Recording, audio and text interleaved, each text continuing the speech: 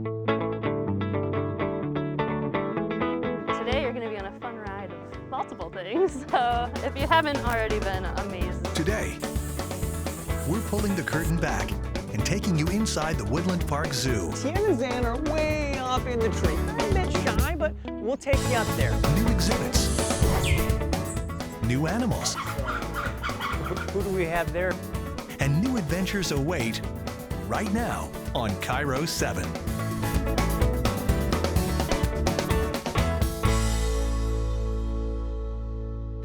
Hello and welcome back to your inside look at the Woodland Park Zoo. I'm your host, Matthew Smith. Now, if you've been along for the entire journey, you've already been introduced to the gorilla troop, you've met the babies, and of course, we've let you walk a mile inside the zookeeper's shoes. You listen closely, you'll see off in the distance the waterfall, which means we found our way to the Trail of Vines, and that means orangutans are near. So we'll look at the tools these keepers have at their disposal, to the art and the science of introducing a new female orangutan right here at the zoo. We'll pull back the curtain with Shelby Miller. She's gonna take you along for a ride. We've got manicures, pedicures, laser therapy, ambulance rides, and so much more. But let's start with a delicate and months-long process that we've been watching from the sidelines. Speaking of sidelines, look at Godek. It feels like he could just reach out and touch you. Yeah, Godek has been pretty fun to watch, but it's what's happening behind the scenes, the introduction of an all-new female orangutan that will really open your eyes. It's moving day for Batu. Inside this simple-looking box truck is the culmination of a not-so-simple process, which began all the way back in Philadelphia. We sent a keeper out there. One of our keepers went out to Philadelphia, spent a few days with her. When she was put in the crate and moved to the airport, one of their keepers also accompanied the flight. So there were actually two animal keepers on the flight with the animal as she came, cross country. Where nearly a dozen people came together, carefully aligning this temporary crate so both Batu and the staff could safely get her inside of her new home. She's unloaded from the container into our quarantine facility. Lift it. Watch your face. Hold on. She's sitting in the entrance. Okay, and she's shifting. Even though they did undergo a thorough health evaluation prior to coming here, there's always a chance that the move itself might have triggered something. So we just want to make sure that they're healthy, that she's taking her food, and then we're prepping the space that she's moving into, so getting it ready for a new animal, getting the other animals in that location. So in this case, a young male like Godek, the orangutan, preparing him. There's almost like a mental side of this, to preparing. It is for sure, and it's recognition, right? So if you have never seen an introduction of two orangutans, you might misinterpret some of the behaviors. Part of the introduction process is allowing the two animals to be in close proximity to each other. In other words, see each other, smell each other, before we actually have them come in contact or have physical contact with each other. Sometimes it's just through mesh, or sometimes it is just direct contact. But it's a very, very deliberate process. It gets tricky when if you don't let the animals drive the decision. In other words, if you put them together too soon and they're not ready, it could go badly. If you wait too long, even though the animals are telling you they're looking forward to being with each other, then that could go badly. And so it really is a very delicate process, and again, recognizing the animal's behavior and responding to what the animals are telling you. Godek has gone through this too. Before he was roaming in this open exhibit and calling Woodland Park Zoo home, he too took a trip. Godek came all the way from Colorado. His arrival is part of what's known as a species survival plan. The goal? To keep genetically diverse populations of endangered species alive. For years, scientists have tracked orangutans. Back in '68, former Woodland Park Zoo residents Chinta and Towan even made national headlines. The first ever known orangutan twins. But that hasn't been the only discovery in recent years. Today, we recognize there are 3 species of orangs. In the early years of zookeeping, it was assumed there was just one. Knowing that in zoos 50, 60 years ago, we weren't paying attention to that. And so recognizing that we should have been paying attention to it, right? And that's a big change for zoos. Batu is part of that updated approach to breeding. Both her and Godek are Sumatran orangutans, and hopefully they'll welcome in a baby in the coming years. Godek, after all, is approaching his prime mating years. But unlike gorillas, where babies play a huge role in the social norms of a troop, orangutan births are different. The males don't play a giant role in raising children. Godek learning how to father a baby, right? That's a new experience for him. How to approach the female, all of that courtship, that's going to be new to him. As for Batu, she will learn how to be a good mom and how to raise her baby. Along the way, zookeepers will be learning too. It's been a long time since younger animals have been here inside the Trail of Vines, let alone breeding. It's going to be a great experience for them as well. A new learning, more information, more experience, right? Things that they can apply in the future with, not just with Batu and Godek, but we could be breeding more than just these two orangutans in the future. And so that knowledge base that their gain is going to be invaluable, not just here, but across all zoos. It will be a whole new learning curve. Habits, personalities. Zookeepers are the experts of these wonderful creatures, and they are individuals. So by the time they get a hang of these two, how they relate, how they interact, once they've learned how they connect, it'll be time to prepare again for the next generation of orangutans. It helps us to grow the knowledge base for how we care for these animals going forward, not just, and this is key, not just for other animals in zoos, but a lot of the things that we learn about the behavior of these animals is also applied to animals in nature. It's personal. I mean, obviously we have a responsibility to these animals. Coming up, we explore what preventative medicine looks like as we dive into geriatric care. All right, Bintang, one more time, bud. Let's do it. Let's go. How a little laser therapy can go a long way on some aging joints. Being geriatric isn't a sentence. It's not a disease. It's just a stage of life. All that and more when your look inside Woodland Park Zoo returns.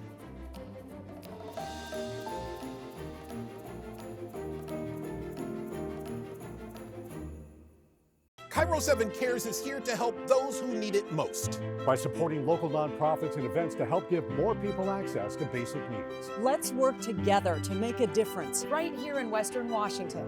Cairo 7 Cares.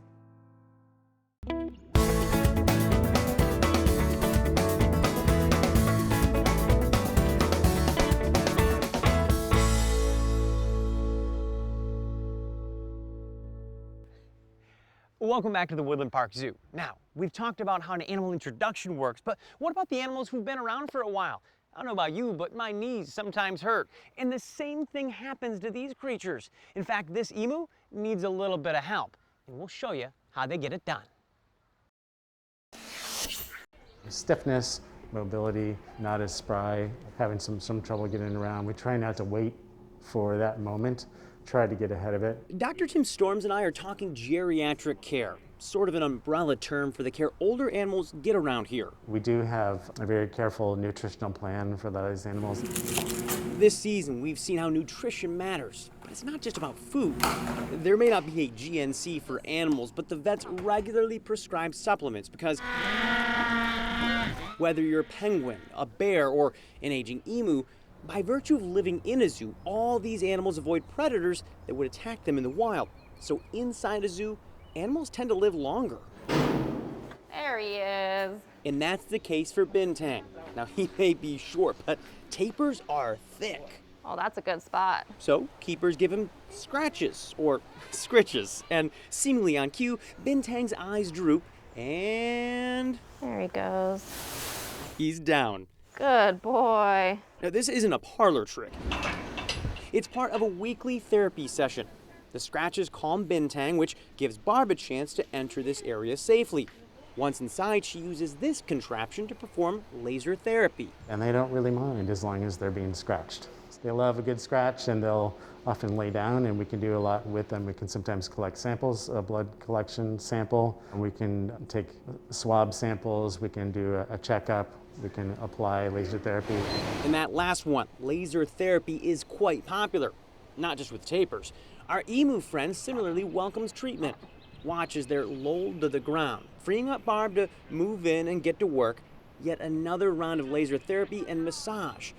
This is good for both the joints and muscles. My favorite stories are the ones where the animals have the opportunity to approach and they will hold themselves there even if they have the opportunity to flee, but they choose to stay and participate because we've built a great relationship, we've built the trust, and we provide positive reinforcement for choosing to participate. So yeah, it's pretty cool. That's not something that I would have necessarily thought of, but as you're saying it, things are clicking. I've seen a tapir and an emu this week literally just chillax with like seconds of work. There you go. And that's because we put a lot of effort into making it a positive experience. It can be flexible. Yep. What Rachel Salat is describing is how food or other items can be used as rewards, building trust over time. This work looks simple, but in reality it takes months, in some cases years, to get animals to this point. That's why even younger animals are trained so they can one day help out with their own care. Good job. But young rhinos are being taught to lift up their feet so that x-rays can be taken as they get older. Lots of weight can lead to foot problems. That's the same case for emus or ostriches. Unlike a lot of animals in the zoo, these ones stand on two legs. So if they live longer, they tend to get arthritis in their hips. So this is Lightning. He's one of our geriatric goats down here at the family farm. And Lightning is a particularly special case because not only is he geriatric, but one of his individual considerations that we're constantly monitoring is that he's blind. And he hasn't been blind his whole life. Yes, they even have to plan for blind animals. Remember, quality of life matters. It can't be about extending life alone, but ensuring a good life. So it comes back to the keepers to track changes that, to us zoo guests, may go unnoticed. Zookeepers have to be really in tune to those micro changes in behavior in order to understand whether or not our animals are feeling well or not, so that we can look down the menu of options of ways that we can increase their comfort and quality of life. You're gonna get some scratchies in their later years. Is that something that's like an easy study or something that's book learned, or is that more intuitive in your relationship with the animal? Yeah, it's a little bit of both, honestly. It's a science and it's also an art form. So it's certainly something you can start learning about from a book, but really it's about spending time. That's where zookeepers really specialize. Without question, our eyes and ears There you go. are the people that take care of the animals. Good. And sometimes the good doc here has to make an outside call for extra help. We've had an orangutan procedure in the past where we bring in a human OBGYN consultant as well as a eye, ears, nose, and throat surgeon. Do you ask the orangutan if it has a good HMO? They are fully covered no matter what. It's not all smiles either. Zoos deal with death, meaning inside this room, there are both wins and losses. We do celebrate successes and we also mourn losses. When we lose an animal, it's a big deal, both for us as well as the caretakers of the animals. An unfortunate aspect to our jobs that is related to that is knowing how and when to let an animal go peacefully in a graceful way with kindness. And so euthanasia is a part of our job too. And we consider that part of something we can give to them as one last gift, if you will, is the way to let them have an end of their life with dignity. That sounds like a difficult job.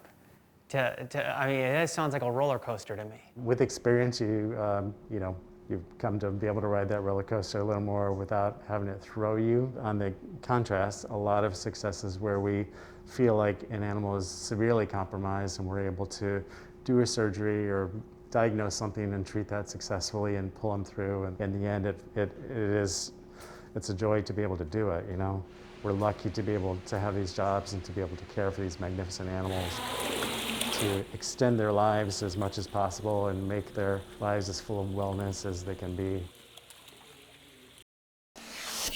Our friend the emu, back up and at it. And you start to think, zookeepers have to have a mindset much like your family doctor. They have to think of it as preventative medicine, making sure they're ready for anything. But what about those emergency situations? It turns out they have a plan for that too. Coming up, Shelby Miller takes you inside the operating room where two doctors are keeping a close eye on two meerkats. Plus, this may look just like an ambulance, but it means so much more for the animal care team here at the Woodland Park Zoo. You'll hop on board next. But before we go, let's get the brain working with a little trivia. There are currently 3 species of orangutan in the wild. Which of the following is not? The Sumatran, the Bornean, the Tapanuli, or the Western lowland? We'll have your answer and more when your Look Inside Woodland Park Zoo returns.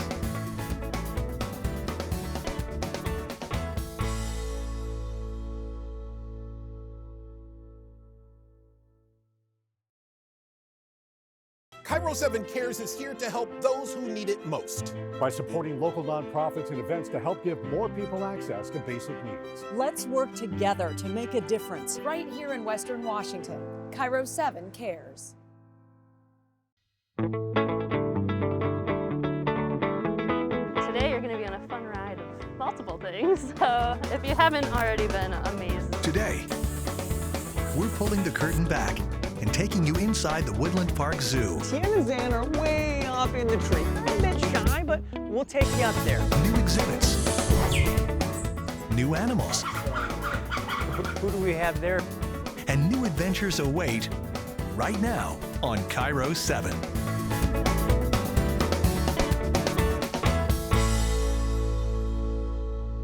Welcome back to the Woodland Park Zoo, where you are looking at a bird's eye view of the animal hospital. Yes, when care calls for it, the zoo can handle all kinds of different procedures here, from the biggest cats to the smallest bird. Now, we're inside the hospital and there's patients, so I'll keep my voice down a bit, but there's all sorts of equipment here, including this X-ray machine. Yes, animals need all sorts of care here, from infant age to geriatric. In fact, we're talking about 2 meerkats today that have enlarged hearts, so doctors are keeping a very close eye on them. Just on the other side of this door, they're doing a surgery. Shelby Miller is going to take us inside.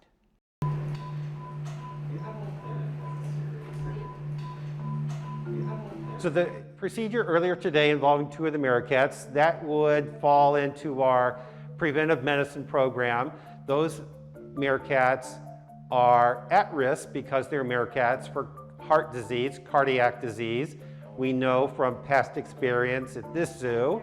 So today's exam was an ultrasound examination looking specifically at their hearts, looking at their contractility, heart size, how well they were outputting the blood flow in and out of the heart.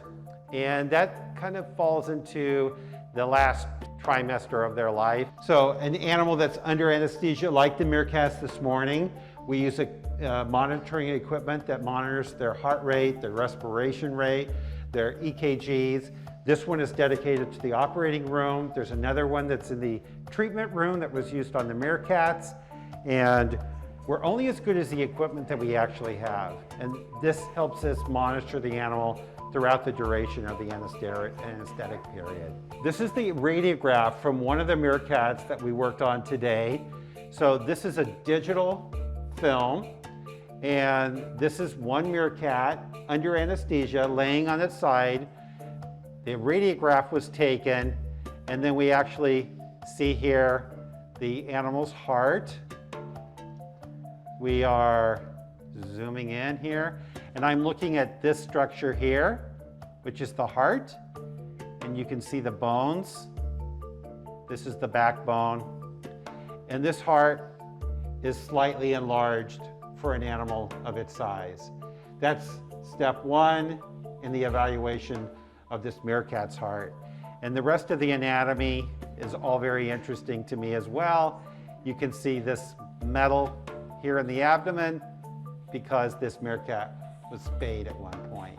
You have to focus on the whole patient, starting from one end to the next. You can see the anatomy, the bony anatomy especially, of this meerkat. And this would be the right hock or the right foot. And it looks like this meerkat has some arthritic changes that create some soft tissue swelling that we're seeing. So even though we're evaluating the heart, we're looking at the whole patient. And so this is not something we can reverse, but we can manage the discomfort or the pain associated with the arthritis in this meerkat's foot, which is as big as my little finger. So pain medications, reduced exercise, weight management, sometimes some of those rehab medicine interventions that we talked about, like acupuncture or cold laser therapy, will make this meerkat more comfortable as a result. In the parking lot behind the animal hospital, you'll find a crucial tool that you might not think of when it comes to animal care, and that's an ambulance. Vets here say they are lucky to have one. This isn't just for medical emergencies. This is also a portable doctor's office, helping to treat animals of all shapes and sizes.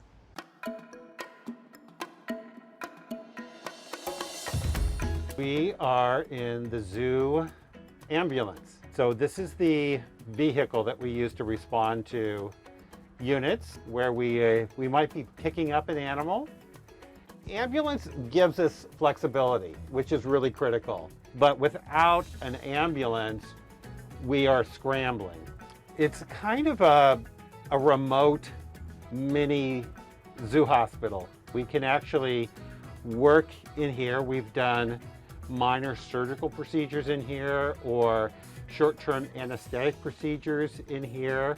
The most common piece of equipment that we have in the hospital, also in the zoo ambulance, and we have portable units, is this right here. And this is the anesthetic machine. And we have a dial. We can deliver a little bit or a lot. And we can also increase the amount of oxygen if and when the animal needs supplemental oxygen. We can control the elements. It's all very self-contained. And it removes some of the questions or the variables that I worry about when I have an animal under anesthesia for a procedure. So we've had this about 20 years, and this level of care is not always available at every zoo. So we're lucky to have one. We couldn't live without it, and I'm glad we're able to share this with everyone. So as you can see, caring for these animals is a 24-hour-a-day, 365-day-a-year job. But it takes a lot of commitment, both from the animals and the zookeepers themselves. That is what they want, though. They want these animals to participate in their own health care. Now, before we go, your trivia answer to the question. There are currently 3 species of orangutan in the wild. Which of the following is not? Is it the Sumatran, the Bornean, the Tapanuli, or the Western Lowland? Now, if you guessed the Western Lowland, you've been paying attention to some of our previous episodes. But did you know that all 3 species of orangutan are critically endangered? There are just over 100,000 Bornean, fewer than 14,000 Sumatran, and less than 800 Tapanuli orangutans in the wild. I hope you enjoyed your look inside Woodland Park Zoo. That's it for us this time, but you can always check us out at KIRO7.com/zoo. Until next time, I'm Matthew Smith.